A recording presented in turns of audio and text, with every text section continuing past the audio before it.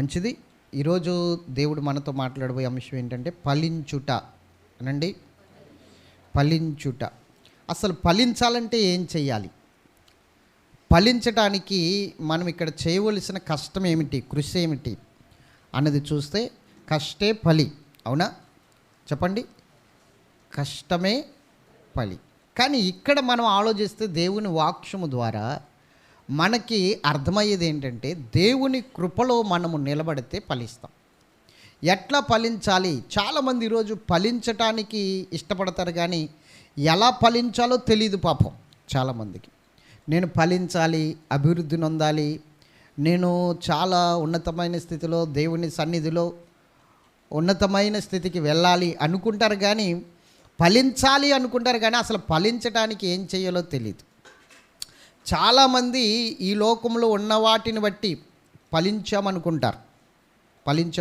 గట్టిగా స్తోత్రం చెప్పాలి. అవన్నీ శాశ్వతమైనవి కావు. ఫలించటం అంటే అవి కాదు. స్తోత్రం చెప్పాలి గట్టిగా. దేవుని మూలముగా ఫలించాలి మనం. ఎలాగా? జ్ఞాపకం చేసుకోండి.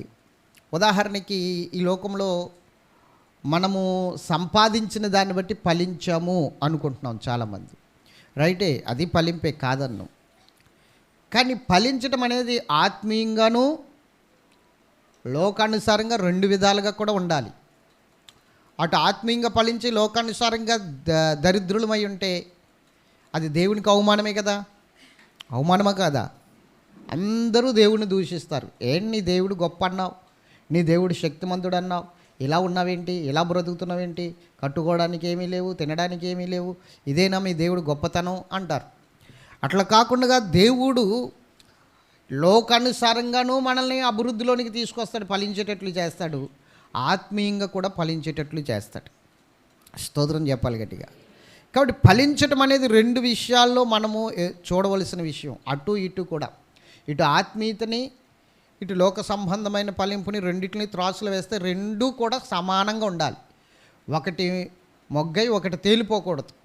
రెండు సమానంగా ఉండాలి. ఆత్మీయ జీవితము ఇటు లోకానుసారమైన ఫలింపు రెండు కూడా ఒకే లెవెల్లో ఉండాలన్నమాట. ఏది కూడా ఎక్కువ తక్కువ కాకుండా. స్తోత్రం చెప్పాలి గట్టిగా. హల్లెలూయా. ఈ ఫలించే స్థితికి చాలామంది ఏం చేస్తారంటే లోకములో ఉన్న ఫలింపుని చూసుకుంటారు, అతను ఆత్మీయ ఫలింపుని చూసుకోరు. కొంతమంది ఆత్మీయ ఫలింపుని చూసుకుంటారు, లోకంలో ఉన్న ఫలింపుని చూసుకోరు. ఈ రెండు కూడా పొరపాటే, గుర్తుంచుకోండి. ఆత్మీయ ఫలింపు ఎంతగా ఉంటుందో అలాగే ఇక్కడ కూడా లోకానుసారంగా కూడా నువ్వు అలాగే ఫలించాలి. యోహాను తన ప్రియ శిష్యుడితో అంటాడు, ప్రియుడా, నువ్వు ఆత్మలో వర్ధిల్లుచున్న కొలదిగా అన్ని విషయములలో సౌఖ్యము కలిగి ఉండాలని అంటాడు. అవునా? నేను ప్రార్థించుచున్నాను. అన్ని విషయాల్లో సౌఖ్యం కలిగి ఆత్మలో ఫలించాలి, అన్ని విషయాల్లోని ఫలించాలి. ఈ ఫలింపు ఎక్కడి నుంచి వస్తుంది, ఎలా వస్తుంది, ఏ విధంగా వస్తుంది అన్నది మనం చూసుకోవాలి. గట్టిగా స్తోత్రం చెప్పాలి. చాలామంది ఏం చేస్తారంటే ఈ లోకంలో ఫలించాలి, ఈ లోకంలో ఫలించాలని చాలామంది ఈ లోకంలో ఉన్న వాటి కోసం పరుగులు పెడతారు. డబ్బు సంపాదించడం తప్పు అని నేను అన్నాను. డబ్బు సంపాదించుకో, నీ కొరకు సంపాదించుకో, నీ ఇంటి వారి కొరకు సంపాదించు. డబ్బు ఒకటే సంపాదిస్తే పర్వాలేదు నీ దేవుడి నామంలో. డబ్బుతో పాటు చాలామంది శాపాన్ని కూడా సంపాదించుకుంటున్నారు. అది చాలా ప్రమాదం. నువ్వు డబ్బు సంపాదిస్తే తప్పు లేదు, కానీ డబ్బుతో పాటు శాపం కూడా వస్తుంది కదా నీ వెనకాల. శాపాన్ని కూడా సంపాదిస్తున్నావు కదా, అది ప్రమాదం అని నేను చెప్తున్నాను. నువ్వు నీ బిడ్డలకి డబ్బు సంపాదించి ఇవి తప్పు లేదు, కానీ శాపాన్ని సంపాదించివ్వకు.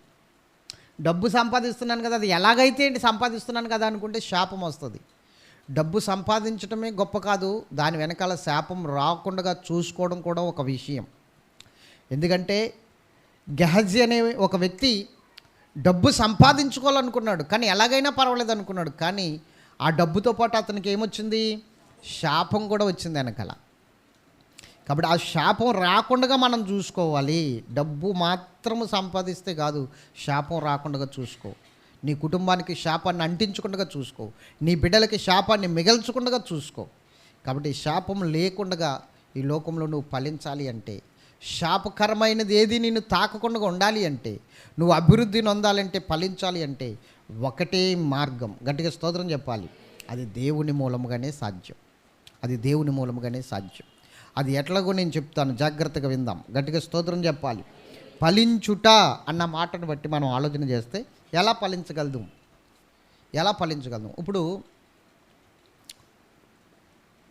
మన వ్యవసాయం విషయంలో ఫలింపు చూసామనుకోండి, లేకపోతే ఒక తోట విషయంలో ఫలింపు చూసామనుకోండి, మొట్టమొదటిగా ఏమి వేస్తావు? నువ్వు ఫలించాలంటే విత్తనం వేస్తావు, అవునా? విత్తనం లేకుండా ఫలిస్తావా? విత్తనం లేకుండా ఏదైనా ఫలిస్తుందా? విత్తనం ఉండాలి, విత్తనం లేకుండా ఏది ఫలించదు. గట్టిగా స్తోత్రం చెప్పాలి. హల్లెలూయా. ఆదికాండము 26వ అధ్యాయము 12, 13 వచనాలు మనం చదువుదాం. ఆదికాండము 26వ అధ్యాయము 12, 13. ఇస్సాకు ఆ దేశమందున్న వాడై విత్తనము వేసి ఆ సంవత్సరము 100 ఫలము పొందెను. యెహోవా అతన్ని ఆశీర్వదించను గనుక ఆ మనుషుడు గొప్పవాడాయను. అతడు మిక్కిలి గొప్పవాడు అయ్యే వరకు క్రమక్రమముగా అభివృద్ధి పొందుచూ వచ్చాను. గట్టిగా స్తోత్రం చెప్పాలి. దేవుని బిడ్డలారా, ఇక్కడ మనం ఆలోచన చేస్తే ఇస్సాకు ఈయనెవరు? అబ్రహాము యొక్క కుమారుడు. అబ్రహాము కుమారుడైన ఇస్సాకు. అబ్రహామే గొప్పగా ఫలించేశాడండి దేవుని సన్నిధిలో. అయితే అబ్రహాము ఫలించిన తర్వాత ఇస్సాకు కూడా ఫలించాడట. ఎట్లా ఫలించాడు? జాగ్రత్తగా వినాలి. ఈరోజు తండ్రి ఆస్తుల మీద ఆధారపడి, తండ్రి ఇచ్చిన ఆ యొక్క గొప్పతనం మీద ఆధారపడి బ్రతుకుతున్న వారు ఉన్నారు. కానీ స్వయంగా నేను ఫలించాలి, స్వయంగా నేను అభివృద్ధిలోనికి రావాలనుకునేవారు ఎంతమంది ఉన్నారు చెప్పండి? చెట్టు పేరు చెప్పి కాయలు అమ్ముకునేవారు ఉన్నారు ఈ రోజున. దేవునికి స్తోత్రం చెప్పాలి. కొంతమంది కుమారులు చూడండి, నువ్వు వెళ్తే వాళ్ళకి ఒక గుర్తింపు ఉండదు. వాళ్ళ తండ్రిని బట్టో, వాళ్ళ తాతను బట్టో, వాళ్ళ ముత్తాతను బట్టో గుర్తింపు తప్ప వాళ్ళకంటూ గుర్తింపు కొంతమందికి ఉండదు. మరి అదేంటి? ఇప్పుడు మీ తాతగారు ఎలా పేరు తెచ్చుకున్నారో, మీ తండ్రి గారు ఎలా పేరు తెచ్చుకున్నారో నువ్వు అలా పేరు తెచ్చుకోవాలి. పలానోడు కుమారుడురా, పలానోడు కొడుకురా, పలానోడు కుమార్తెరా, పలానోడు కూతుర్రా, ఇలా కాదు. నీకంటూ ఒక ప్రత్యేకమైన పేరు ఉండాలి, నీకంటూ ఒక ప్రత్యేకమైన స్థాయి ఉండాలి, నీకంటూ ఒక ప్రత్యేకమైన స్థితికి నువ్వు వెళ్ళాలి. గట్టిగా స్తోత్రం చెప్పాలి. ఇలా ఆలోచించగలిగితే నువ్వు ఫలిస్తావు. ఇలా ఆలోచించగలిగితే నువ్వు ఫలిస్తావు. గట్టిగా స్తోత్రం చెప్పాలి. ఒకసారి ఆలోచించు. ఇప్పుడు రైతు కుమారుడు కలెక్టర్ అయ్యాడు అనుకోండి, ఏమంటారు చెప్పండి? రంగయ్య గారు అబ్బాయిరా, అప్పారావు గారు అబ్బాయిరా అంటారా ఎవరైనా? కలెక్టర్ గారు అంటారు. ఇప్పుడు అప్పారావుని చూసినా, సుబ్బారావుని చూసినా ఏమంటారు? కలెక్టర్ గారు తండ్రిరా అంటారు. స్తోత్రం చెప్పాలి. హల్లెలూయా. అదే కలెక్టర్ గారు అబ్బాయి ఏదో చిన్న జాబ్ చేసుకుంటున్నాడు అనుకోండి, వాడు ఒక ఫలింపు లేకుండా ఏదో చిన్న జాబ్ చేసుకుని బ్రతికేస్తున్నాడు అనుకోండి, వాడిని ఏమంటారు? కలెక్టర్ గారు అబ్బాయి అంటారు. కానీ వాడికంటూ ఒక ప్రత్యేకత ఉండదు, వాడికంటూ ఏమీ ఉండదు. అట్లా కాదు. ఇక్కడ చూడండి, అబ్రహాము కుమారుడు అన్న మాట లేదు ఇక్కడ. ఇస్సాకు అక్కడ విత్తనం వేసి 100 ఫలించాడు. తండ్రి ఇచ్చిన ఆస్తి బోల్డ్ ఉంది అక్కడ, తండ్రి ఇచ్చిన ఆస్తి బోల్డ్ ఉంది. మరి ఇతను విత్తనం వేయవలసిన పని ఏంటి? ఇతను విత్తనం వేసి మరలా ఫలించవలసిన పని ఏంటి? తండ్రే బోల్డ్ సంపాదించేశాడు కదా. ఇంకెవరైనా ఉన్నారా? ఇంకెవరూ లేదు ఇతనికి. ఓన్లీ తండ్రి ఉన్నాడు. ఆ తండ్రికి బోల్డ్ అంత ఆస్తి ఉంది, దేవుడు ఇచ్చేసాడు. అదంతా ఇస్సాకు ఇచ్చేసాడు. ఇచ్చినప్పుడు ఇస్సాకు కొన్ని తరాలు కూర్చుని తిన్నా కూడా అతని ఆస్తి తరగదు. అంత ఆస్తి సంపాదించాడు అబ్రహాం. అంత ఆస్తి అబ్రహాం సంపాదిస్తే ఇప్పుడు చూడండి, ఇస్సాకు మరలా విత్తనము వేసి అతడు అభివృద్ధి నొందాడట, 100 ఫలించాడట ఆ సంవత్సరం. గట్టిగా స్తోత్రం చెప్పాలి. మీరు గమనించండి, ఈ రోజున మనము ఏదైనా ఒక పని చేస్తున్నాం అనుకోండి, ఆ పని చేసినప్పుడు ఏం చేస్తామంటే మన తండ్రి సంపాదించిన దానితోటే మనము ముందుకెళ్తాం, అవునా? లేకపోతే ఏదైనా బంద్ వచ్చిందనుకోండి, లాక్డౌన్ వచ్చిందనుకోండి, ఏదైనా ఇబ్బంది వచ్చిందనుకోండి, మనం ఇంట్లోనే ఉండవలసిన పరిస్థితి వచ్చిందనుకోండి, ఏం వాడతాం? మన పితరులు సంపాదించిందే కదా మనం తిని బ్రతుకుతాం. అట్లా కాకుండా ఇక్కడ చూడండి, అసలు ఇస్సాకు ఎప్పుడు విత్తనం వేశాడంటే అబ్రహాము దినాల్లో వచ్చిన కరువు కాక ఆ దేశంలో భయంకరమైన కరువు వచ్చిందంటే 26:1 కాడి నుంచి మనం చదివితే అక్కడ కొన్ని వచనాలు ఉంటాయి. అబ్రహాము దినముల్లో వచ్చిన మొదటి కరువు కాక మరి ఒక కరువు ఆ దేశములో వచ్చింది. చూడండి, అబ్రహాము దినములో వచ్చిన కరువు కాక మరొక కరువు, భయంకరమైన కరువు ఆ దేశంలో వచ్చింది. ఆ కరువులో ఏం చేయాలి? ఇప్పుడు అబ్రహాము సంపాదించిన దాంతో తిని బ్రతకాలి మనోడు. అవునా? అబ్రహాం సంపాదించింది నాకు ఉందలే, నా తండ్రి బోళి సంపాదించాడు, ఈ కరువు వస్తే నాకేంట్లే, ఈ కరువు వస్తే రాని, నాకు మాత్రం లోటు లేదు, నా కుటుంబానికి లోటు లేదు, నా భార్యకి నాకు ఇచ్చిన ఇద్దరు బిడ్డలకి ఏ లోటు లేకుండా బ్రతికేస్తాను, నా తండ్రి బోళి సంపాదించి వెళ్ళిపోయాడు అన్నట్లుగా ఉన్నాడా? లేడు. ప్రార్థన చేస్తున్నాడు, ప్రభువా ఈ కరువులో నేనేం చేయాలి? ఈ కరువులో నేను ఎట్లా ఉండాలి? ఇక్కడ ఉండమంటావా, లేకపోతే సంపన్న దేశమైన ఏ దేశానికైనా నన్ను వెళ్ళమంటావా? ఈ కరువులో ఇక్కడుండి నేనేం చేయాలి అని అడుగుతున్నాడు. అప్పుడు యెహోవా వాక్కు ఇస్సాకుకు ప్రత్యక్షమైంది. యెహోవా దేవుడు ఇస్సాకుతో మాట్లాడుతున్నాడు. ఏమని మాట్లాడుతున్నాడంటే, ఇస్సాకు నువ్వు ఈ కరువులో ఐగుప్తుకి వెళ్ళొద్దు, ఎక్కడికి వెళ్ళొద్దు. అర్థమవుతుందా? అంటే ఇస్సాకు మనస్సులో ఏముందంటే ఐగుప్తుకి వెళ్ళాలా, ఇక్కడ ఉండాలా అన్న ఆలోచన ఉంది. అందుకని దేవుడు ఏం చెప్తున్నాడంటే, నువ్వు ఐగుప్తుకి వెళ్ళొద్దు, ఇక్కడే ఉండు అంటున్నాడు. చదువుదాం చూడండి, కిందకి చదవాలి. అప్పుడు యెహోవా అతనికి ప్రత్యక్షమై, అది అంటే నువ్వు ఐగుప్తులోనికి వెళ్ళక అన్నాడంటే ఇప్పుడు ఇతని ఆలోచన ఏంటి? ఇస్సాకు ఆలోచన ఏంటి? వెళ్ళాలి, ఇక్కడ కరువు వచ్చింది, కరువులో ఎలాగా వెళ్ళాలి, వెళ్ళి తీరాలి. గట్టిగా స్తోత్రం చెప్పండి, హల్లెలూయా. మీరు గమనించండి, ఇస్సాక్కి కరువు ఏంటండి? అబ్రహాం బోళి సంపాదించాడు లేదా? ఇస్సాక్కి కరువు ఏంటి అంటే, ఇస్సాక్ ఏం చేశాడంటే తండ్రిచ్చిన ఆత్మీయ ఆశీర్వాదం తీసుకున్నాడు, కానీ ఇహలోక సంబంధమైన ఆశీర్వాదం మాత్రము తన చేతులతో తానే సంపాదించుకోవాలన్న ఆలోచనతో ఉన్నాడు. అది కథ. మీకు అర్థమవుతుందా? మన తండ్రి దగ్గర నుంచి ఏం తీసుకోవాలి అంటే ఆత్మీయ ఆశీర్వాదం. దేవుడు ఆత్మీయంగా ఫలింపజేసిన ఆశీర్వాదాన్ని తండ్రి దగ్గర నుంచి మనం తీసుకోవాలి. కానీ మనం ఏం చేయాలి? ఇహలోకములో ఫలించే స్థితికి, ఇహలోకములో అభివృద్ధి నొందే స్థితికి మనమే స్వయంగా విత్తనం వేసుకోవాలి. గట్టిగా స్తోత్రం చెప్పాలి, హల్లెలూయా. కానీ ఈరోజు ఎలా ఉందో పరిస్థితి మీ ముందు పెట్టాలని నేను ఆశిస్తూ ఉన్నాను. జాగ్రత్తగా వినండి, జాగ్రత్తగా. తల్లిదండ్రులు సంపాదిస్తుంటే కూర్చుని తినేవాళ్ళు ఉన్నారు, తల్లిదండ్రులు సంపాదిస్తుంటే ఎంజాయ్ చేసేవాళ్ళు ఉన్నారు. ఈ లోకంలో ఎలా ఉన్నారండి, ఎలా బ్రతుకుతున్నారంటే తల్లిదండ్రులు సంపాదిస్తుంటే కష్టపడి వీళ్ళు ఖర్చు పెడుతూ ఉన్నారండి. ఎలాంటి ఖర్చు అంటే అసలు వీళ్ళకి అంతు పొంతు లేదనమాట. వీళ్ళ చేతికి ఎముకుండదు ఖర్చు పెట్టే విషయంలో, వీళ్ళ చేతికి ఎముకుండదు. బైకులు కావాలంటే బైక్ తీసుకుంటారు, కారు కావాలంటే కారు తీసుకుంటారు, ఇంకోటి కావాలంటే ఇంకోటి తీసుకుంటారు, ఏదైనా. ఎందుకంటే మా బాబు చల్లగా ఉండాలా, మా అమ్మ కోయిట్లో చల్లగా ఉండాలా, అంతే, నాకేంటి లోటు అన్నట్టుగా బ్రతికేస్తున్నారు. అది బ్రతుకు కాదు అని దేవుడు చెప్తున్నాడు. అది సరైన బ్రతుకు కాదు. నీ తల్లి దగ్గర నుంచి, నీ తండ్రి దగ్గర నుంచి ప్రార్థన ఆశీర్వాదం తీసుకోవాలి. నీ తల్లి దగ్గర నుంచి, నీ తండ్రి దగ్గర నుంచి ఆత్మీయ ఆశీర్వాదం తీసుకోవాలి. కానీ ఈ లోకంలో ఫలించడానికి ఆత్మీయ ఆశీర్వాదాన్ని పెట్టుబడిగా పెట్టుకుని, అర్థమవుతుందా? ఆ ఆత్మీయ ఆశీర్వాదాన్ని పెట్టుబడిగా పెట్టుకుని దేవుని సన్నిధిలో నువ్వు విత్తనం వేయాలి. విత్తనం వేసిన తర్వాత ఫలిస్తావు. అది ఏంటో చెప్తాను వినండి, గట్టిగా స్తోత్రం చెప్పాలి, హల్లెలూయా. చాలామంది ఇలాగ ఆలోచిస్తున్నారు, అది తప్పు. ఇస్సాకు ఎలా ఆలోచించాడు? ఇస్సాకు అన్న కరువు ఉందా? ఇస్సాకు తండ్రి బోళి సంపాదించాడు, కానీ అది పక్కన పెట్టాడు. నాకు అవసరం లేదు, అది దేవుడి ద్వారా నా తండ్రి ఆత్మీయంగా ఫలించాడు చూడు, ఆ ఆశీర్వాదం నాకు చాలు నేను ఈ లోకంలో ఫలించడానికి.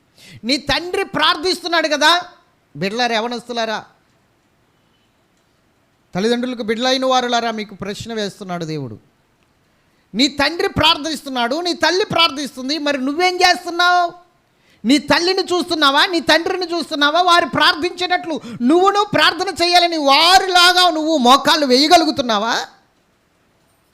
నీ తల్లి ఫాస్టింగ్ ఉంటుంది, నీ తండ్రి ఫాస్టింగ్ ఉంటున్నాడు, నువ్వు ఫాస్టింగ్ ఉండగలుగుతున్నావా? చెప్పాలి. నీ బిడ్డలకు ఫాస్టింగ్ ప్రేయర్ నేర్పుతున్నావా? లేదు, నేను అప్పుడు తినలేకపోయాను కాబట్టి ఇప్పుడు బిర్యానీ నా బిడ్డలు తినాలి అని బిర్యానీ పెడుతున్నావా? అప్పుడు నేను ఎంజాయ్ చేయలేకపోయాను కాబట్టి ఇప్పుడు నా బిడ్డలు ఎంజాయ్ చేయాలి, అప్పుడు నేను గంజి నీళ్ళు తాగాను కాబట్టి నా బిడ్డలకు ఆ పరిస్థితి రాకూడదు అని నీ బిడ్డలకు కష్టం తెలియకుండా, ఎండ దెబ్బ తెలియకుండా నువ్వు పెంచుతున్నావా? అది ఒక రోజున వాళ్ళకు ఊరవుతుంది. నువ్వు వాళ్ళకి ఇచ్చేది ఆశీర్వాదం కాదు, శాపం ఇస్తున్నావు వాళ్ళకి. తల్లిదండ్రులారా ఆలోచించండి. కష్టం వాళ్ళకి నేర్పాలి, కష్టం వాళ్ళకి నేర్పాలి. ఇస్సాకు గొప్పవాడైనప్పటికీ, గొప్పవాడు కొడుకైనప్పటికీ నిత్యము పొలం వెళ్ళేవాడట ఇస్సాకు. పొలంలో ధ్యానించేవాడట ఇస్సాకు. పొలాన్ని పనులు చూసుకునేవాడట ఇస్సాకు. గట్టిగా స్తోత్రం చెప్పాలి. మరి నీ బిడ్డలు ఏం చేస్తున్నారు ఈ రోజుని? ఆరా చూస్తున్నావా తల్లి? ఓ తండ్రి, నువ్వు ఆరా చూస్తున్నావా? నీ అంత ఎత్తెదిగిపోయాక చెప్తే ఆడు నీ మీద తిరగబడకుండా ఏం చేస్తాడు?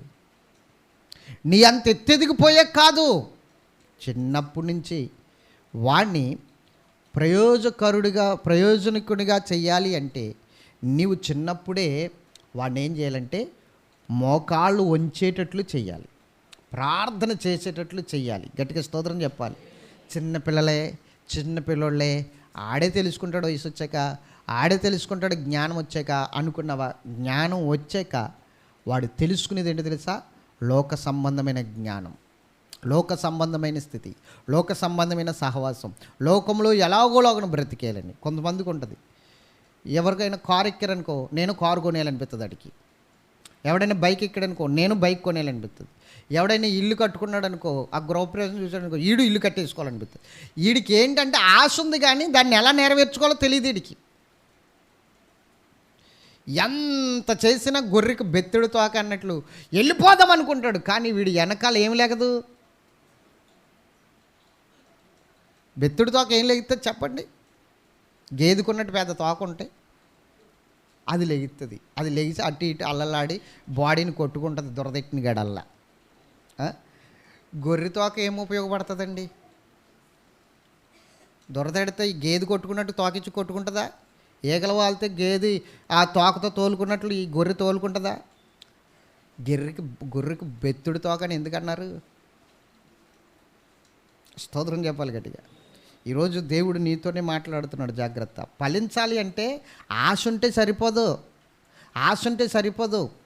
ఆశకి తగినట్లుగా ప్రేయర్ ఉండాలి, ప్రార్థన ఉండాలి. అప్పుడు నువ్వు ఫలిస్తావు, అప్పుడు నువ్వు అభివృద్ధి నొందుతావు. గట్టిగా స్తోత్రం చెప్పాలి. ఫలింపు అంటే ఏంటో చెప్తున్నాను వినండి. ఫలింపు అంటే ఎలా వస్తుందో చెప్తున్నాను వినండి. ఇస్సాకు జీవితంలో ఒక అద్భుతం జరిగింది. కరువు దినాలు, భయంకరమైన కరువు దినాలు. అప్పుడు తండ్రి అకౌంట్లోంచి తీసుకొచ్చి తండ్రి అకౌంట్లోంచి తీసుకుని తినొచ్చు కాదు. అతడికి ఒక ఆలోచన, ఇక్కడ ఉండాలా, ఐగుప్తు వెళ్ళాలా? ఐగుప్తు దేశంలో సమృద్ధి ఉంది, ఐగుప్తు దేశంలో మనం వెళ్తే ఖచ్చితంగా అక్కడ మనం తినడానికి ఏదో ఒక పని చేసుకుని తినొచ్చు, ఏదో ఒక రకంగా ఫలించవచ్చు అన్న ఆలోచన ఉంటే దేవుడు అంటున్నాడు, వెళ్ళొద్దు, ఐగుప్తు దేశం వెళ్ళొద్దు. ఐగుప్తు దేశం వెళ్ళి నువ్వేం చేసేది లేదు. నీ తండ్రి అలాగే వెళ్ళాడు ఒక రోజున, కానీ నువ్వు అట్లా వెళ్ళకూడదు. ఇక్కడే ఉండు, నిన్ను నేను ఆశీర్వదిస్తాను, నువ్వు నా వైపు చూడు, నేను నిన్ను ఆశీర్వదిస్తాను అన్నాడు. గట్టిగా స్తోత్రం చెప్పాలా. హల్లెలూయా. ఇస్సాకు ఆ సంవత్సరము, కరువు సంవత్సరంలో, అంటే ఆ సంవత్సరం కరువు విపరీతంగా వచ్చింది. ఆ కరువు ఉన్న సంవత్సరంలోనే ఇత్తనం వేశాడు. ఇత్తనం వేయగానే 100 ఫలించాడంట ఆ సంవత్సరంలో. గట్టిగా స్తోత్రం చెప్పాలి. ఎంతగా ఫలించాడు? 100 ఫలించాడట. ఎలా ఫలించాడంటే చూడండి, 26వ వచనం. ఇస్సాకు ఆ దేశమందున్న వాడై విత్తనం వేసి ఆ సంవత్సరము 100 ఫలము పొందెను. ఆ సంవత్సరం అంటే కరువు సంవత్సరం, ఎవడికి లేదు ఫలింపు. ఆ కరువు సంవత్సరంలో కరువు అనుభవిస్తున్నారు, ఆకలి బాధతో ఉన్నారు, చాలా భయంకరమైన పరిస్థితి. కానీ ఇతడు మాత్రం ఆ సంవత్సరమే, కరువు సంవత్సరమే 100 ఫలము పొందెను. యెహోవా అతన్ని ఆశీర్వదించను గనుక ఆ మనుషుడు గొప్పవాడయ్యను. 13వ వచనం. అతడు మిక్కిలి గొప్పవాడు వరకు క్రమక్రమముగా అభివృద్ధి పొందుతూ వచ్చాను. ఏమండి, నాకు తెలియగలుగుతాను, తండ్రి సంపాదనతో గొప్పవాడు కాదు ఇప్పుడు. మరి ఇతడు గొప్పవాడయ్యేంత వరకు క్రమక్రమముగా అతడు ఎదుగుతూ వచ్చాడట. క్రమక్రమంగా అంటే తండ్రి పేరు చెప్పుకోవడానికి ఇష్టం లేదు, తండ్రి మీద ఆధారపడడం ఇష్టం లేదు, తానే స్వయంగా ఎదగాలనుకున్నాడు. గట్టిగా స్తోత్రం చెప్పాలి. అందుకనే దేవుడు అన్నాడు, నేను అబ్రహాము దేవుడును, ఇస్సాకు దేవుడును. ఇంత గొప్ప విషయం అండి ఇది. ఇస్సాకు స్వయం కృషి అండి. తండ్రి మీద ఆధారపడలా, తండ్రి సంపాదించిన దాని మీద ఆధారపడలా, కేవలం తండ్రి దగ్గర నుంచి వచ్చిన ఆత్మీయ ఆశీర్వాదం మాత్రం తీసుకున్నాడు, ఆత్మీయ దీవెన మాత్రం తీసుకున్నాడు. గట్టిగా స్తోత్రం చెప్పాలి. అది నీ బిడ్డకి ఇవ్వాలి. ఒక దైవజనుడు సాక్ష్యం చెప్పాడు, ఏమన్నా తెలుసా? చిన్నప్పుడు అతని తల్లి అతనికి ఏం చేసేదట, ఫాస్టింగ్ ప్రేయర్ చెప్పి ఫాస్టింగ్ ప్రేయర్ చేయించేదట. ఫాస్టింగ్ ప్రేయర్ చేయించిన తర్వాత స్కూల్ నుంచి ఇంటికి వచ్చిన తర్వాత వాడికి అన్నం పెట్టేది కాదట, టిఫిన్ పెట్టేది కాదట. అమ్మ ఆకలేస్తుందంటే, ప్రేయర్ చేస్తున్నావు కదా, మనం ఫాస్టింగ్ ఉన్నాం కదా, నువ్వు స్కూల్ నుంచి ఇంటికి వచ్చిన తర్వాత ఆకలేస్తుందని ఎందుకు అంటున్నావు, మోకాలేసి ప్రార్థన చేయి, ఇంకా టైం ఉంది, ఆ టైం అయ్యేంత వరకు భోజనం చేయకూడదు మనమని. ఆ టైం అయ్యేంత వరకు కూడా, అర్థమవుతుందా, ఏ టైం నుంచి ఫాస్టింగ్ ఉంటున్నాడో ఆ టైం మరలా వచ్చేంత వరకు కూడా ఇతనికి ఏమీ పెట్టేది కాదట, కేవలం మంచినీళ్ళు మాత్రమే ఇచ్చేదట. తిట్టుకునేవాడట. నా తల్లి అంత దుర్మార్గురాలు ఎవరు ఉండరు. ఎవరికైనా చిన్న బిడ్డ అయినా బిడ్డలకి ఇలాంటి కటికోపవాసం చేయిస్తారా, ఇలాగని చెప్పేసి తిట్టుకునేవాడట. ఆ తర్వాత ఆ తల్లి చనిపోయిన తర్వాత ఇతని పరిస్థితి అతోగతి పరిస్థితి అవే సమయంలో తల్లి నేర్పిన ఉపవాస ప్రార్థన చేయడం మొదలుపెట్టాడట. గట్టిగా స్తోత్రం చెప్పాలి. దేవుని ప్రత్యక్షత అతని మీదకి వచ్చి అతడు గొప్ప దైవజనుడు అయ్యాడు. ఈ రోజున స్తోత్రం చెప్పాలి గట్టిగా. మంచి దైవజనుడు అయ్యాడు. దేవుని బిడ్డలారా, నేను చెప్తున్నాను, ఈరోజు నువ్వు ఆత్మీయ ఆశీర్వాదం అనేది నీ బిడ్డకు అందించాలి. నేర్పుతున్నావా? ఉపవాస ప్రార్థన నేర్పుతున్నావా? మోకాళ్ళ ప్రార్థన నేర్పుతున్నావా? వాక్యం చదవడం నేర్పుతున్నావా? వాక్యం చదివించడం నేర్పుతున్నావా? ఎలా ఉండాలో చూపిస్తున్నావా? ఒక్కడే కొడుకు కదా, ఒక్కతే కూతురు కదా అని గారంగా పెంచుతున్నావా? జాగ్రత్త. ఏదో ఒక రోజున వాడు నీకు ఊరవుతాడు, తనకు తాను ఊరవుతాడు, తన కుటుంబానికి ఊరవుతాడు. అట్లా ఉండొద్దు. ఒక్కడే కొడుకని సంసోన్ని పెంచిన విధానం చూడండి తల్లిదండ్రులు. సంసోను ఆత్మ నడుపుదల ఉన్నంత వరకు ఎదురులేదు అతనికి. ఆత్మ దేవుడు దిగొచ్చేంత వరకు అతనికి తిరుగులేదు. ఎప్పుడైతే ఆత్మను కోల్పోయాడో శత్రువుల చేతిలో భయంకరమైన మరణం పొందాడు. తనకు తాను పొడుచుకున్నట్లుగా అయ్యింది, తనకు తాను చంపుకున్నట్లుగా అయ్యింది. ఈరోజు నీ బిడ్డను అలా చేయొద్దు. దేవుని బిడ్డలారా, మీ బిడ్డలను ఆత్మీయంగా పెంచాలి. నలగొట్టకుండా ఏది జరగదు. నలగొట్టాలి, ఆత్మీయతలో నలగొట్టాలి, వాక్యంలో నలగొట్టాలి, ప్రార్థనలో నలగొట్టాలి. ఆ తర్వాత ఇప్పుడు మిమ్మల్ని తిట్టుకున్నా తర్వాత మీ గురించి గొప్పగా చెప్పుకుంటారు. నా తల్లి అలా నలగొట్టకపోతే, నా తండ్రి అలా నలగొట్టకపోతే ఈరోజు నేను చాలా భ్రష్టురాలుగా మారిపోదును అని నీ గురించి తర్వాత గొప్పగా చెప్పుకుంటారు. ఇప్పుడు తిట్టుకున్నా పర్వాలేదు. అంతమాట ప్రార్థన అంటది మా అమ్మ, అంతమాట ఉపవాసం అంటది మా నాన్న, అంతమాట వాక్యం చదవమంటాడు, అంతమాట ఇది చేయమంటాడు అని ఇప్పుడు తిట్టుకున్నా పర్వాలేదు. కానీ నలగొట్టు. నిన్ను తిట్టుకుంటున్నారని ఆలోచించుకో. నలగొట్టు, మోకాళ్ళు వేయించు, బలవంతంగానే వేయించు. స్కూల్కి వెళ్ళనంటే బలవంతంగా తిట్టి కొట్టి తీసుకెళ్ళట్లా, అక్కడ దింపి రావట్లా. ఎందుకు? అతడికి మంచి భవిష్యత్తు కావాలని కదా. అలాగే ప్రార్థన విషయంలో కూడా తిట్టి కొట్టి మోకాళ్ళు వేయించు, తిట్టి కొట్టి వాక్యం చదివించు, తిట్టి కొట్టి దేవుని సన్నిధికి పంపించు. దేవుని సన్నిధిలో ఫలించాలి కదా. స్కూల్ విషయంలో చేసే పని సన్నిధి విషయంలో ఎందుకు చెయ్యవు? స్కూల్ విషయంలో చేసే పని ప్రార్థన విషయంలో ఎందుకు చెయ్యవు? స్కూల్ వర్కులు తిట్టి కొట్టైనా చేయంతవే ఇంటి దగ్గర. వర్కులు చేసావా, రాసుకున్నావా, ఇవన్నీ అడుగుతావే.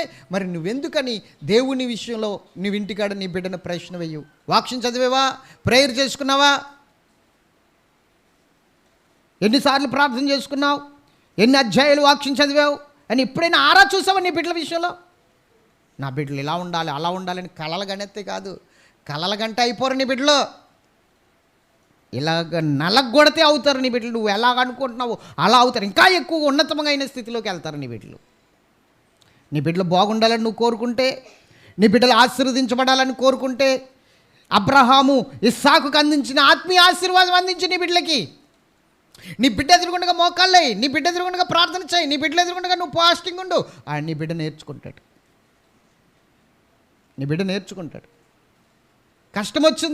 కష్టం వస్తే నీ బిడ్డ ఎదురుగుండగా దిగాలుగా కూర్చుని మంచం ఎక్కేసి బెంగ పెట్టుకోకు. ఫాస్టింగ్ ప్రేయర్ చేయి. ఆ కష్టాన్ని తొలగించుకోవడానికి ప్రార్థన చేయి. నీ బిడ్డ చూస్తాడు. ఎప్పుడైనా నీ బిడ్డ భవిష్యత్తులో అలాంటి పరిస్థితి వస్తే, నా తల్లి నా తండ్రి ఇలాంటి పరిస్థితుల్లో ఉపవాసం ఉండి ప్రార్థన చేశారు, నేను కూడా అలాగే చేస్తాను అని వాళ్ళకు గుర్తు రావాలి. నీ ఉపవాస ప్రార్థనలు వాళ్ళకు గుర్తు రావాలి. నువ్వు చేస్తున్న ఆత్మీయ భక్తి. ఇస్సాకుకి అది గుర్తొచ్చిందండి. ప్రార్థన చేశాడు, నూరంతులుగా ఫలించాడు. గట్టిగా స్తోత్రం చెప్పండి. హల్లెలూయా చెప్పాలి ఇంకొకసారి. హల్లెలూయా. మంచిది. ఇప్పుడు చూద్దాం. ఫలించాలి అంటే మొట్టమొదటిగా విత్తనం ఉండాలి అనండి. విత్తనం లేకుండా ఫలించలేవు. అవునా? విత్తనం అంటే ఏంటో తెలుసా? వాక్యానికి కొన్ని పేర్లు ఉన్నాయి. వాక్యానికి చెప్పండి, అంటే కొన్ని ఉపమాన భావాలు ఉన్నాయి వాక్యానికి. ఆ ఉపమాన భావాలు మీకు చెప్తాను, నోట్ చేసుకోండి. ఆ ఉపమాన భావాలు చెప్తాను, నోట్ చేసుకోండి. 13 ఉపమాన భావాలు ఉన్నాయి. దేవునికి స్తోత్రం. 1 విత్తనము అనండి. ఏంటది? విత్తనం. 2 అద్దము. 2 అద్దం. ఆదివారం సాయంత్రం ఆసంటేవరం గ్రామంలో ఈ 13 వాటి గురించే నేను ప్రసంగం చేస్తున్నాను. 1 విత్తనం గురించి కిందటి వారం చెప్పేశాను, మొన్నటి వారం అద్దం గురించి చెప్పాను. ఈ వారం 3వ భావం చెప్పబోతున్నాను. 3 నీరు. చెప్పండి. 4 ఖడ్గము. 5 దీపము. 5 దీపము రాసుకుంటున్నారా? 6 పాలు. 6 ఏంటి? పాలు. 7 బంగారం. 8 వెండి. వాక్యానికి పోల్చబడ్డాయి ఇవన్నీ కూడా. 8 ఏంటి? వెండి. 9 ఆహారం. 9. 10 బలమైన ఆహారం.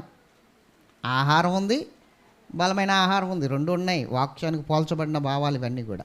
బలమైన ఆహారం. 11 సుత్తే. 11 సుత్తే. 12 అగ్ని. 13 తేనె. 13 తేనె. ఈ 13 వాక్యాలకి సాదృశ్యాలు. అర్థమవుతుందా? దేవుని చిత్తమైతే ఒక్కొక్కటి మీకు చెప్పుకుంటూ వస్తాను. ఎట్లా సాదృశ్యాలు అయినాయో చెప్తాను. ఇప్పుడు ఏంటంటే విత్తనము అనండి.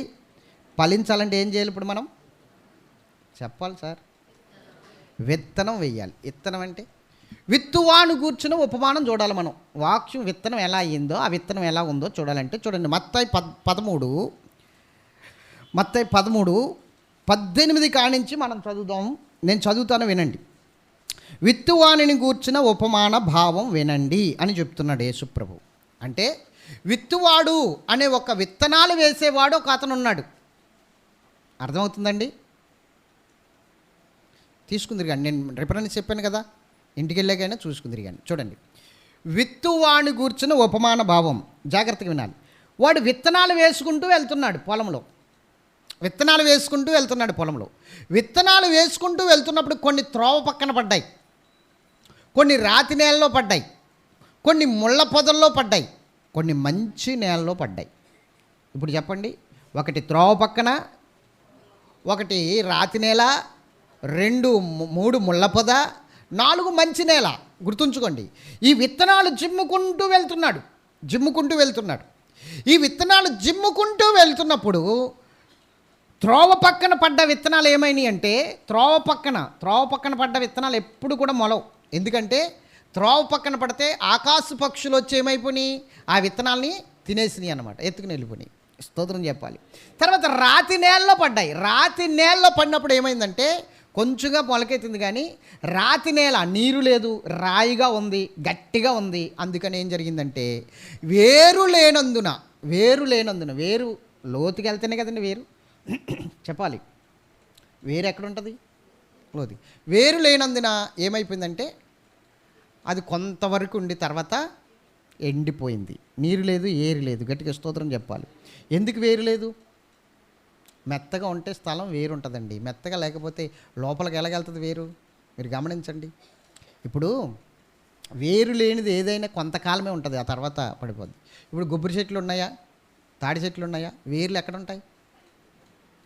గాలి వేసిందనుకోండి ఏమవుతాయి? అవి భయం వేస్తుంది. ఏ బిల్డింగ్ మీద పడిపోద్దో, ఎవరి మీద పడిపోద్దో అని భయం వేస్తుంది. చాలా గట్టిగా ఊగుతాయి, ఏర్లు కూడా కదిలిపోతాయి. అవును కదా? పైకుంటాయి ఏర్లు. కొబ్బరి చెట్లకి, తాడి చెట్లకి ఏర్లు ఎలాగుంటాయి?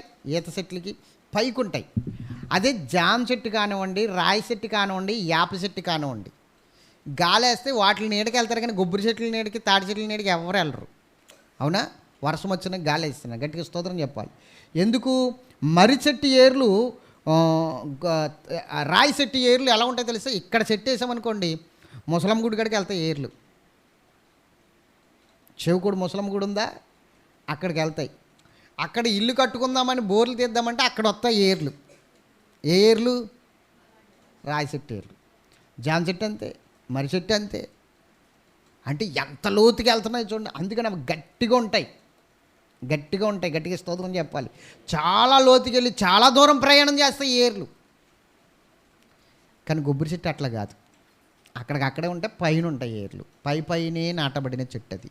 గట్టిగా స్తోత్రం చెప్పాలా? ఇంకొకసారి చెప్దామా? దేవుని బిడ్డలారా గమనించండి. ఇప్పుడు మీరు ఆలోచన చేస్తే వేరు లేనందున ఏమైపోయింది?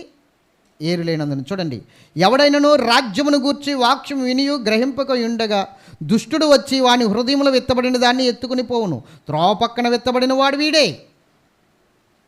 ఇప్పుడు వస్తారు, వింటారు, ఏంటి ప్రయోజనం? వినేసి పక్కగా ఆ పక్కనున్న సాతనుడికి ఆ వాక్యం అప్పగించేసి వెళ్ళిపోతారు. చాలామంది ఇలాగ ఉన్నారు కదా. వాక్యం వింటారంతే, ఆ తర్వాత వాక్యాన్ని సన్నిధిలోనే వదిలిపెట్టేసి వెళ్ళిపోతారు. వాళ్ళు ఎలా ఫలిస్తారు సార్? ఎలా ఫలిస్తారు? ఒకవేళ ఈ లోకంలో వారికి ఏమన్నా లోటు లేకుండా ఉన్నా, ధనవంతులుగా ఉన్నా, అది శాపకార్థమైనదే. శాపముతో పాటు సంపాదించుకుంటున్నారు ఆస్తులు, అంతస్తులు. శాపం కూడా ఉంటుంది వాళ్ళకి.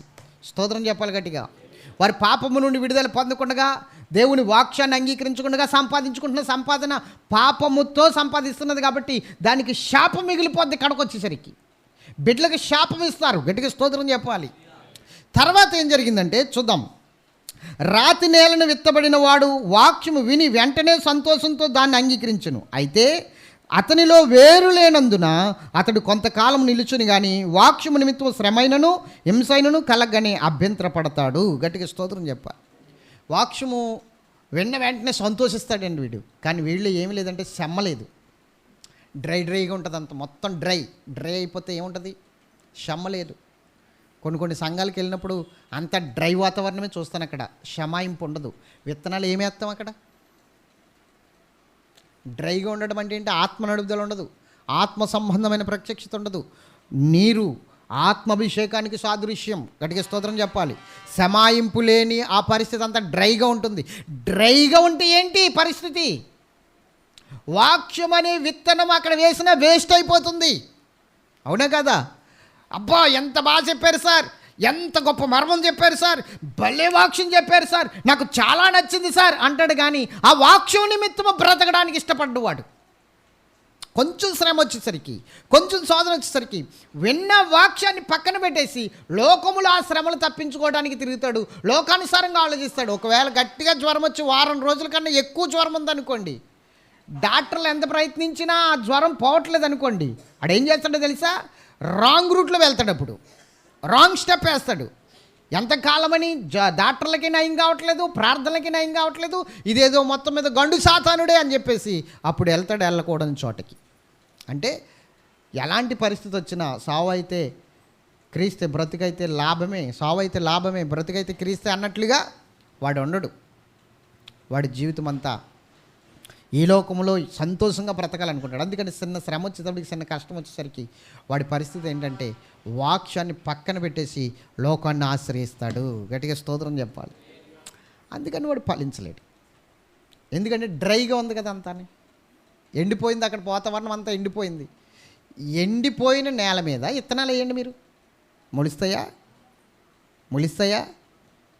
ఒకవేళ ఏదైనా కొంచెం శ్రమ తగిలి వచ్చినా మరలా డ్రై అయిపోతుంది. కాబట్టి అక్కడంతా ఆ పరిస్థితి అంతా ఎలాగుంటుంది? మరలా ఎండిపోతుంది మొక్క. ఇది రాతి నేలకున్న స్వభావం. అంటే నీ హృదయం గురించి చెప్తున్నాడు ఇప్పుడు. స్తోత్రం చెప్పాలి గట్టిగా. హల్లెలూయా. మూడోది చూడండి, 22వ వచనం కానించి, ముండ్ల పొదల్లో విత్తబడిన వాడు వాక్యము వినివాడే కానీ హైవిక విసారమును ధనమోహమును ఆ వాక్యమును అణిసివేయును గనుక వాడు నిష్ఫలుడవును. స్తోత్రం చెప్పాలి గట్టిగా. అంటే ఏంటి? ముండ్ల పొదలు, ముండ్ల తుప్పలు. ఆల్రెడీ ముండ్ల తుప్పలు మొలిసేసినాయి, పొదలు మొలిసేసినాయి. అందులో వాక్యం అనే విత్తనం పడింది. ఇప్పుడు ఆ విత్తనం కొంచెం మొలకెత్తుతుంది. అవునా? విత్తనం కొంచెం మొలకెత్తుతుంది, బాగుంటుంది, చాలా బాగుంటుంది, కొంతకాలం బాగుంటుంది. ఆ తర్వాత వాడుకున్నదేంటి? ఆ ముళ్ళ పొదలేంటి?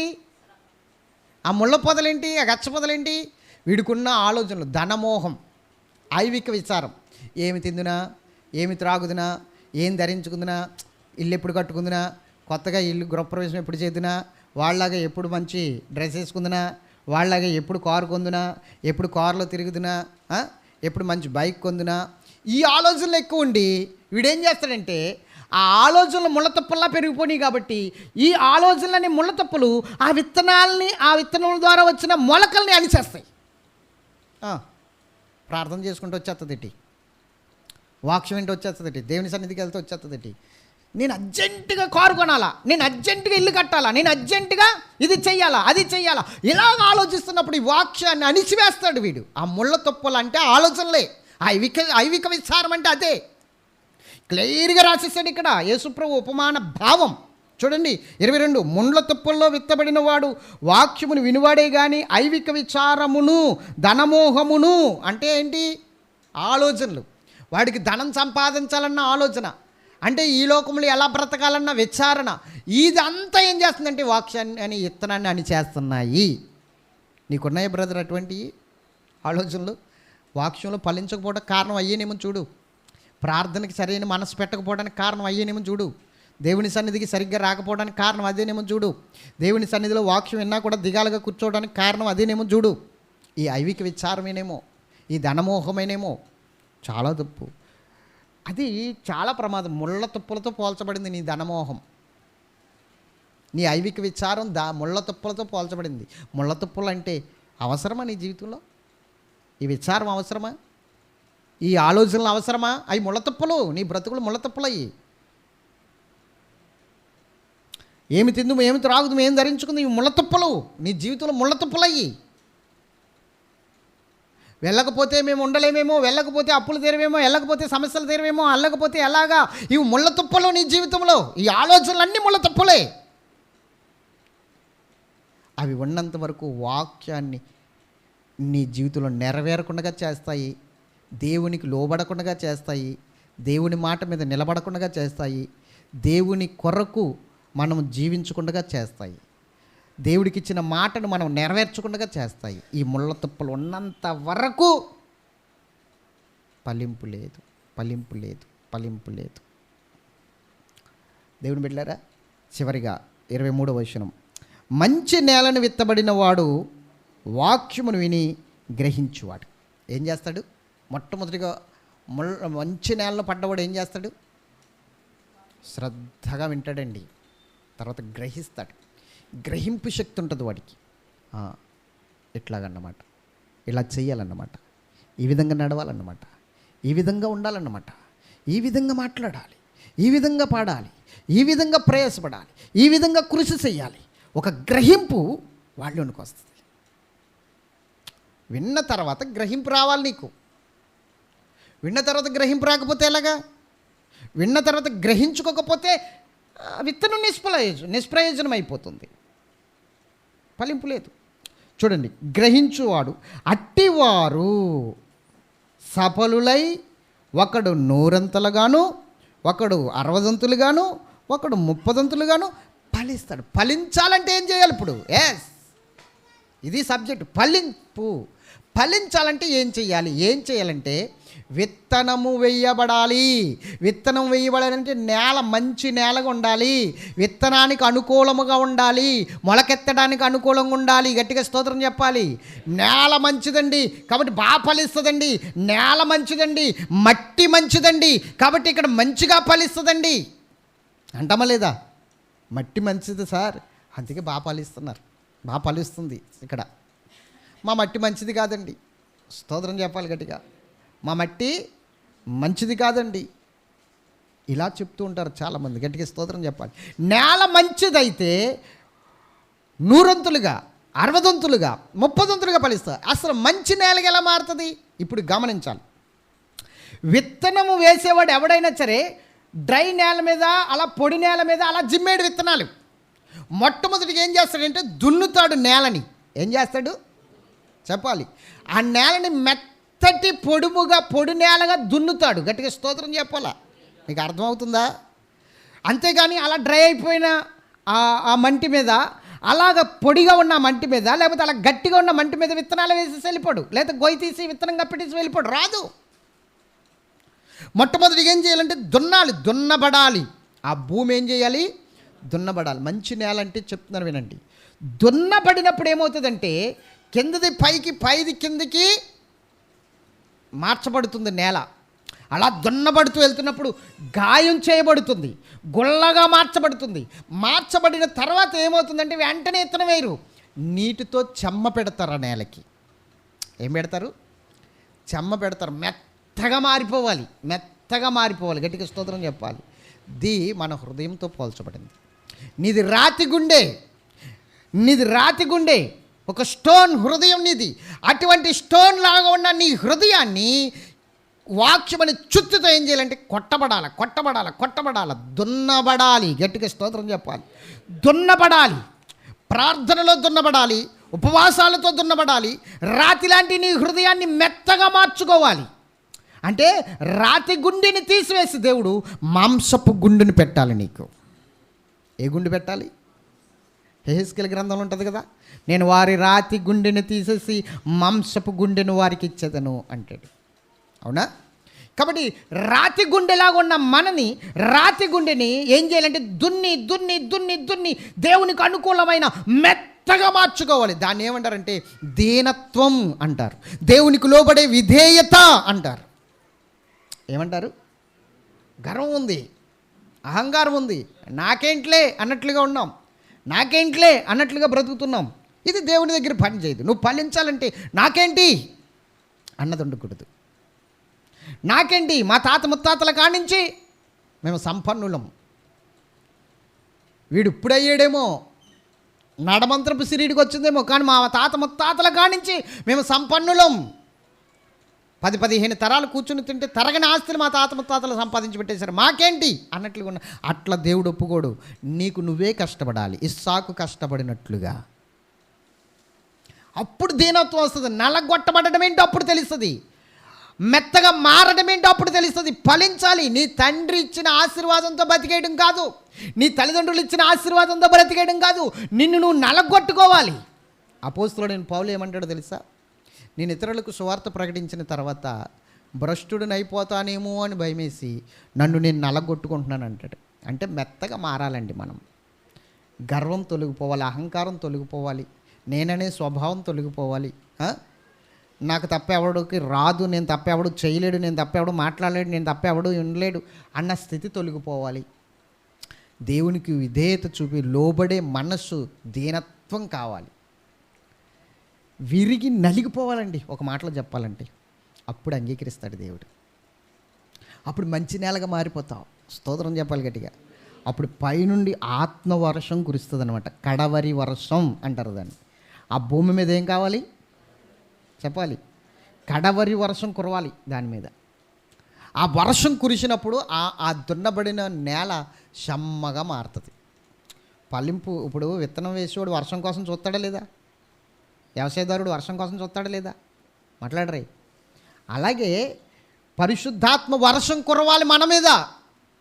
దున్నబడిన తర్వాత, ఫాస్టింగ్ ప్రేయర్ చేసిన తర్వాత, నల్లగొట్టబడిన తర్వాత మన మీద పరిశుద్ధాత్మ వర్షం కురవాలి. ఆ వర్షం కురిసిన తర్వాత మనం కూల్ అవుతాం. అర్థమవుతుందా? ఆ వర్షం కురిసిన తర్వాత మనం మెత్తగా మారిపోతాం. మెత్తగా మారిపోయిన తర్వాత అప్పుడు వాక్యం అనే విత్తనము అక్కడ వేయబడితే, ఆ స్థలంలో వేయబడితే ఆ స్థలము 100 60 30 ఫలిస్తుంది. ఫలించాలంటే ఏం చేయాలి సార్? నిన్ను నువ్వు నలగొట్టుకోవాలి, కష్టపడాలి, దేవుని సన్నిధిలో నలగొట్టుకోవాలి. అప్పుడు 30 60 100 ఫలిస్తావు. ఈరోజు వాక్యము వెంటకు వస్తున్నావు కానీ నలగొట్టుకున్న స్థితి ఎక్కడ కనపడుతుంది నీలో? నలగొట్టుకున్న స్థితి ఎక్కడ కనపడుతుంది నీలో? నలగొట్టుకుంటే ఏమవుతుందో తెలుసా? దున్నబడినప్పుడు ఏమవుతుందో తెలుసా? దున్నబడినప్పుడు గట్టిగా గుర్తుంచుకోవాలి, రాతి నేల ఉండదు ఇంకా. దున్నబడినప్పుడు ముళ్ళ పొదలు ఉండవు, ఇంకా గచ్చ పొదలు ఉండవు. ఇంకా దున్నబడినప్పుడు ఏమవుతుందంటే వేళ్లతో సహా ముళ్ళ పొదలు ఏమవుతాయి? బయటకు వచ్చేస్తాయి. అంటే నీ ధనమోహము, నీ ఐవిక విచారం అంతా కూడా దున్నబడినప్పుడు ఏమవుతుందంటే అవన్నీ తొలగిపోయి దేవుని మీద ఆధారపడే మనసు వచ్చేస్తుంది అన్నమాట. దున్నబడకపోతే రాతి నేలగానే ఉంటుంది, దున్నబడకపోతే ముళ్ళ పొదలు ముద పొదల్లాగానే ఉంటాయి, గచ్చ పొదల్లాగానే ఉంటాయి, అవి ఏమి తీయబడవు. దున్నబడడం అంటే పశ్చాత్తాపడడం, నీ స్థితి అంతటిని మార్చేసుకోవడం, నీ బ్రతుకంతటిని మార్చేసుకోవడం, మెత్తగా దున్నబడడం. ఇది గతంలో ఉన్న క్యారెక్టర్ నీలో ఉండకూడదు. ఇప్పుడు స్తోత్రం చెప్పాలి గట్టిగా, హల్లెలూయా. దున్నబడిన తర్వాత నీ క్యారెక్టర్ మారిపోతుంది. పాత క్యారెక్టర్ దగ్గరికి ఇంక వెళ్ళకూడదు, వెనక్కి వెళ్ళకూడదు. ఇంక వెనక్కి వెళ్ళి ఆ క్యారెక్టర్ని మరలా ముట్టుకోకూడదు, అది ఆ క్యారెక్టర్ నీలోనికి రాకూడదు. ఇంకా దున్నబడిన తర్వాత ముళ్ళ తుప్పలు తలకిందులు అయిపోతాయి. అంటే దున్నబడుతున్నప్పుడు ముళ్ళ తుప్పలు ఏమవుతున్నాయి? వేరులతో సహా పెళ్ళగించబడిపోతున్నాయి. దున్నబడుతున్నప్పుడు గచ్చపొదలు ఏమవుతున్నాయి? వేరులతో సహా పెళ్ళగించబడుతున్నాయి. దున్నబడుతున్నప్పుడు ఏమవుతుంది? రాతి నేల మెత్తటి నేలగా మారిపోతుంది. దున్నబడని భూమి రాతి నేల, దున్నబడని భూమిలోనే ముళ్ళ పొదలు ఉన్నాయి. మరి నీలో వాక్యం వాక్యం అనే విత్తనం ఎలా ఫలిస్తుంది సార్? దున్నబడకుండా ఎలా ఫలిస్తుంది సార్? దున్నబడినప్పుడు ఇవన్నీ తీసివేయబడతాయి, మెత్తటి నేలగా మారుతుంది, అప్పుడు విత్తనం ఫలిస్తుంది. ఎంతమందికి అర్థమైంది? అర్థమైందా లేదా చెప్పాలి. అర్థమైందా లేదా? ఫలించాలి అంటే ఏం చేయాలి? ఇప్పుడు విత్తనం వేయబడాలంటే మొట్టమొదటిగా దున్నబడాలి. దున్నబడకుండా ముళ్ళ తుప్పలు బయటికి రావు కదా. దున్నబడకుండా చెప్పాలి. ఇప్పుడు ఆ కొబ్బరి తోట ఉందండి, చెత్త అంతా ఉంది అక్కడ. ఇప్పుడు ఆ చెత్తలోనే విత్తనాలు వేసేస్తారు. ఏమైనా వేయాలంటే తోటకూర జిమ్మాలన్నా, గోంగూర జిమ్మాలన్నా, లేదంటే కూరగాయల మొక్కలు పెట్టాలన్నా ఆ చెత్తలో పెట్టేస్తారా? ఏం చేస్తారు? మొత్తం అంతా తిరగబెడతారు. నేల తిరగబెడతారా లేదా? తిరగబెట్టినప్పుడు ఏమవుతుంది? ఈ చెత్త అంతా చచ్చిపోద్దా లేదా? అంటే ఏర్లు పైకి వచ్చేసినప్పుడు చచ్చిపోతాయి లేవు. ఇంకా అయ్యి దున్నబడుతుంది ఆ కొబ్బరి తోట. ఆ కొబ్బరి తోటలో నువ్వు ఏ విత్తనాలు ఎట్టుకోవాలనుకున్నావు? గోంగూర, తోటకూర, లేకపోతే ఏయోటి ఆకుకూరలో ఏయోటి విత్తనాలు చల్లుకోవాలనుకున్నావు. అప్పుడు దున్నబడుతుంది ఆ కొబ్బరి తోట. దున్నబడినప్పుడు ఏమవుతుంది? తిరగబెడతారు, రాజుని తిరగబెడతారు కదా. చూసారు ఎప్పుడైనా? మీకు బాగా తెలుస్తుంది. తిరగబెట్టినప్పుడు ఏమవుతుంది? ఆ వేరులతో సహా పైకి వచ్చేసి అవి చచ్చిపోయినప్పుడు నీళ్ళు పెడతారు. నీరు పెట్టిన తర్వాత ఆ రాడులాగా ఉన్నదంతా కూడా మెత్తగా మారిపోతుంది. అప్పుడు విత్తనాలు చిమ్ముతారు. అది నీ జీవితంలో కూడా ఇది కావాలి. దున్నబడాలి. అందుకే వాక్యంలో రాయబడింది, ఎన్నడూ దున్నబడని బీడు భూములను దున్నబడాలి. ఎన్నడూ దున్నబడని బీడు భూములు అంటే అన్యులు. కానీ మనం ఆల్రెడీ ఒకసారి దున్నబడ్డ వాళ్ళమే, మరలా గట్టిపడిపోతున్నాయి హృదయాలు. ఎంత దారుణం అండి! మరలా దున్నుకోవాలి అంటే ఎప్పటికప్పుడు దున్నుకుంటూ ఉండాలి. ఏ వారానికి ఆ వారం దున్నుకుంటే ఆ వారం విత్తనం వేయబడుతుంది. వాక్యం అనే విత్తనం వేయబడుతుంది. ప్రతి వారం దున్నబడాలి. అది గుర్తుంచుకోండి. దేవుని సన్నిధిలో ఈరోజు దేవుడు నీతో మాట్లాడుతున్నాడు. జాగ్రత్తగా వినండి. ఇప్పుడు మీకు ఒక మాట చెప్తాను, గట్టిగా స్తోత్రం చెప్పాలి. హల్లెలూయా. ఇంకొకసారి చెప్పాలి. మీరు గమనించండి, వాక్యం అనే విత్తనం నీలో ఉందనుకోండి, ఎక్కడైనా ఫలించేస్తాం. యోసేపుని అన్నగారులు అమ్మేశారు, ఐగుప్తు దేశం తీసిపోయి అక్కడ బానిసగా బ్రతకవలసిన పరిస్థితి. వాక్యం అనే విత్తనం అతనిలో ఉంది కాబట్టి అతడు ఎంతగా ఫలించాడంటే, అతడు యజమానుడైన ఫరో అతని చేతికి ఏం అప్పగించాడో చూపిస్తాను చూడండి. చివరి మాటలు ఇంకిద్దరు ముగ్గురిని చూపించి ముగించేస్తాను. చూద్దాం. ఆదికాండము 41 అధ్యాయము 38 నుంచి 44 వచనాలు చదువుదాం.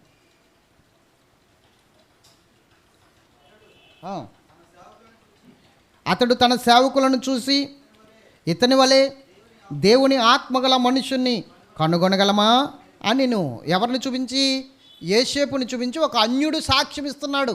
అక్కడున్న వారందరూ తన సేవకులందరినీ నిలబెట్టి, అన్యుడు ఎవరు? ఫరో, ఐగుప్తు సామ్రాజ్యానికి చక్రవర్తి ఫరో. ఇప్పుడు ఆ ఫరో యోసేపుని గురించి సాక్ష్యం ఇస్తున్నారు. వినాలి. యోసేపుని గురించి, ఒక యవనస్తుడి గురించి సాక్ష్యం ఇస్తున్నాడు మహారాజు ఫరో. ఏమని? ఇలాంటి దైవ జ్ఞానము కలిగిన మనుషుణ్ణి మనము ఎక్కడైనా కనుగొనగలదుమా? ఎంత గొప్పవాడండి ఇతను అని చెప్తున్నాడు. తర్వాత, మరియు ఫరో, దేవుడు ఇదంతయు నీకు తెలియజేపరిచెను కనుక నీ వలనే వివేకము జ్ఞానములు గలవారెవరునూ లేరు.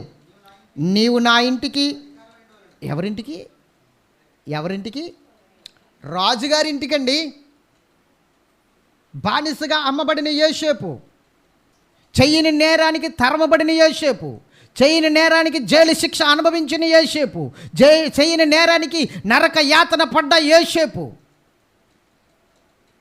కేవలం విత్తనం ఉంచుకున్నాడు కాబట్టి అన్యుల దేశంలో ఇప్పుడు రాజుగారి యొక్క ఇంటి మీద అధికారిగా ఉండబోతున్నాడు. ఫలింపంటిది. విత్తనం నీలో ఉంటే ఎక్కడున్నా ఫలించేస్తావు. ఫలింపు కోసం నువ్వేమీ కష్టపడక్కర్లేదు. వాక్యమని విత్తనాన్ని నీ చోట్లో ఉంచుకో. మంచి నేలగా మారి వాక్యమని విత్తనాన్ని ఉంచుకో. ఆ వాక్యము నిన్ను ఎక్కడున్నా హెచ్చించేస్తుంది. అందుకని నేను ఒక కొటేషన్ రాసి పంపించాను, నిన్న స్టేటస్లో పెట్టాను. ఎంతమంది చూశారు? స్టేటస్ ఎంతమంది చూశారు? వాక్యమును నువ్వు వెచ్చించిన ఎడల వాక్యము నిన్నెచ్చిస్తుంది అని రాసి పెట్టాను ఒక కొటేషన్ స్టేటస్లో. స్తోత్రం చెప్పాలి కదా. నువ్వు ఎప్పుడైతే వాక్యాన్ని హెచ్చిస్తావో, యోసేపు వాక్యాన్ని హెచ్చించాడు, తన బ్రతుకులో హెచ్చించాడు, తన బ్రతుకులో హెచ్చించాడు వాక్యాన్ని. గట్టిగా స్తోత్రం చెప్పాలి. ఉన్నతమైన స్థితిలో హెచ్చించాడు తన వాక్యాన్ని. కష్టంలో హెచ్చించాడు, ఇబ్బందుల్లో హెచ్చించాడు, నిందల్లో హెచ్చించాడు, అవమానంలో హెచ్చించాడు, కుటుంబం నుంచి వేరైపోయినప్పుడు వాక్యాన్ని హెచ్చించాడు. కాబట్టి దేవుడు అతన్ని హెచ్చించాడు. ఎంత అద్భుతం కదా, అవునా కదా? ఎంత అద్భుతం. స్తోత్రం చెప్పాలి గట్టిగా. ఈరోజు నీతో చెప్తున్నాను, జాగ్రత్తగా వినాలి. దేవుని వాక్యాన్ని నువ్వు వెచ్చించగలిగితే, అంటే ఆ విత్తనాన్ని నీలో పెట్టుకుని ఆ విత్తనం ప్రకారంగా నువ్వు జీవించగలిగితే, ఎక్కడున్నా ఇవాళ కాబట్టి రేపు, రేపు కాబట్టి ఎల్లుండి ఫలించేస్తావు. యోసేపుకు ఒక పేరుంది. తండ్రి యాకోబు యోసేపుని ఆశీర్వదించినప్పుడు అన్నాడు, యోసేపు ఫలించెడి కొమ్మ అన్నాడు. ఎలాగంట? ఫలించెడి కొమ్మ అంటే యోసేపు. అంటే అన్ని కొమ్మలు ఉన్నాయి, అంత ఫలింపు లేదు. యోసేపు మాత్రం ఫలించే కొమ్మ. ఇప్పుడు యాకోబు ఒక సెట్ అనుకోండి, 12 కుమారులు కొమ్మలు అనుకోండి. ఆ 12 కుమారుల్లో బాగా ఫలించే కొమ్మేది యోసేపు. అందుకని యోసేపుని ఎలా జీవించాడు? ఫలించడి కొమ్మ అని దీవించాడు. ఎందుకు ఫలించాడు యోసేపు అనే కొమ్మ? కనుమ 11 కొమ్మలు ఎందుకు ఫలించలేకపోతున్నాయి? ఈ యోసేపు అనే కొమ్మ ఎందుకు ఫలిస్తుంది 12వ కొమ్మ అంటే, వాక్యం అనే విత్తనం ఇంటుకుని వాక్యాన్ని హెచ్చించాడు. అన్య దేశంలో హెచ్చించాడు వాక్యాన్ని. అతడి కష్టాల్లో హెచ్చించాడు, నిందల్లో హెచ్చించాడు, అవమానాల్లో హెచ్చించాడు, బలహీనతలో హెచ్చించాడు. కాబట్టి దేవుడు అతన్ని హెచ్చించేశాడు. ఎట్లా హెచ్చించాడు చూద్దాం. చూడండి 40వ వచనం. నీవు నా ఇంటికి అధికారివై ఉండవలెను, నా ప్రజలందరూ నీకు విధేయులయుందురు. సింహాసనం విషయంలో మాత్రము నేను నీకంటే పైవాడినై ఉందునని యోసేపుతో చెప్పాను. మరియు ఫరో చూడుము, ఐగుప్తు దేశం అంతటి మీద నిన్ను నియమించి ఉన్నానని యోసేపుతో చెప్పాను. మరియు ఫరో తన చేతినున్న తన ఉంగరమును తీసి యోసేపు చేతికి పెట్టి సన్నపు నారబట్టలు అతనికి తొడిగించి అతని మెడకు బంగారపు గొలుసు వేసి తన 2వ రథం మీద అతన్ని ఎక్కించను. అప్పుడు వందనము చేయుడని అతని ముందర జనులు కేకలు వేసి అట్లు ఐగుప్తు దేశం అంతటి మీద అతన్ని నియమించెను.